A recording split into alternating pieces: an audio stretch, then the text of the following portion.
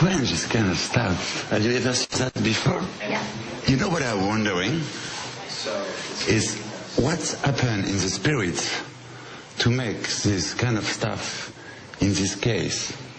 I was just talking to the owner of, well, the person that runs the gallery, and they were saying that the artist likes to find these live things and then put them in this circumstance as a way to bring the objects back to life. Perhaps it's giving structure to something that is formless. I love this four. The blue one, the red one, this one, and this one. What is between of these four? The one who is like you, the more like you. I think it's the blue one, but I'm not sure. I was thinking the blue too, but just a minute.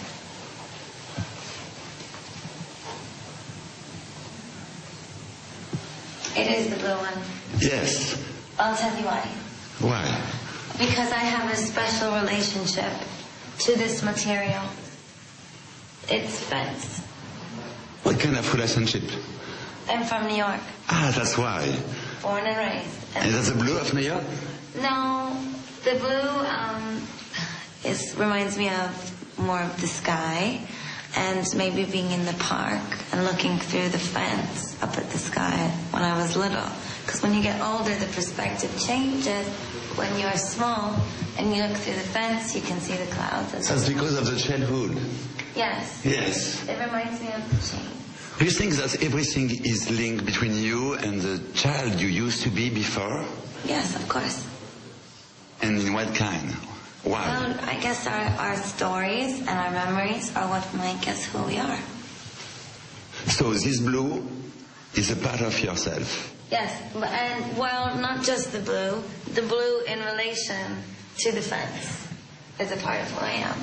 Okay, I understand, Mario, because when I listen to you, when I see what you do, when you see what you've done before, when you were in New York, in the gay club, for example, when you used to belong to the underground, and like an icon of the underground, not mainstream like today. Something happened in your spirit.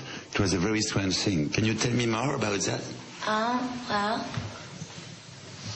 something happens to my spirit. Well, I guess you could say that I'm a very nostalgic person. Yeah.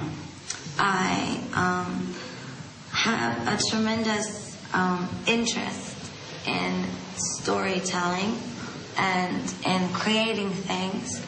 But when I was younger, like this painting, I was in behind a chain link fence in a very small enclosed school and environment.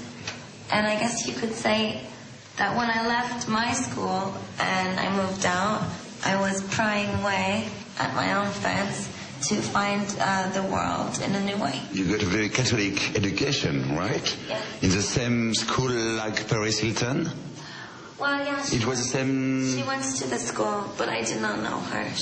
I know you didn't know her, but it was a very strict Catholic education. It was a good education. Yeah? It was strict, but it was good.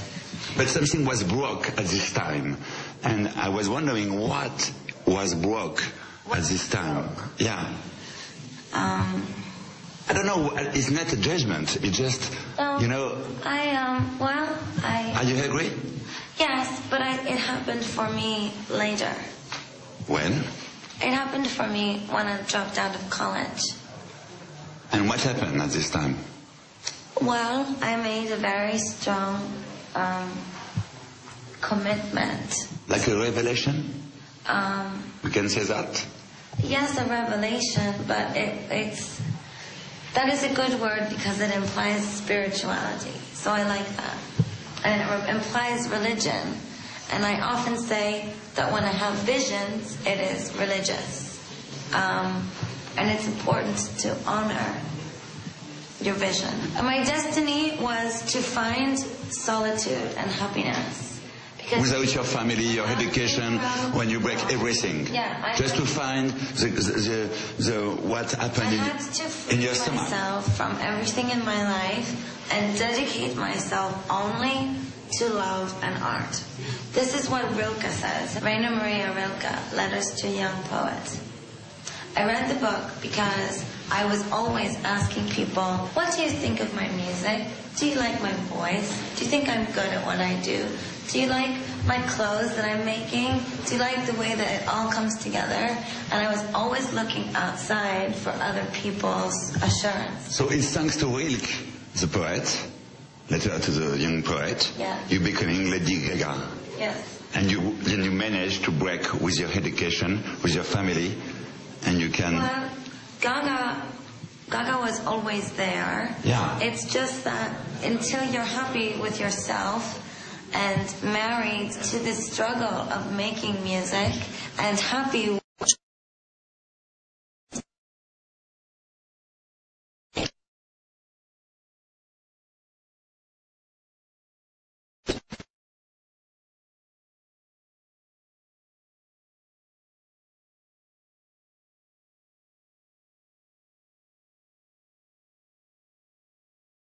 be alone, it's to be happy when you are in contact of yourself. Well, Rilke says that you should not ask people for advice about your work.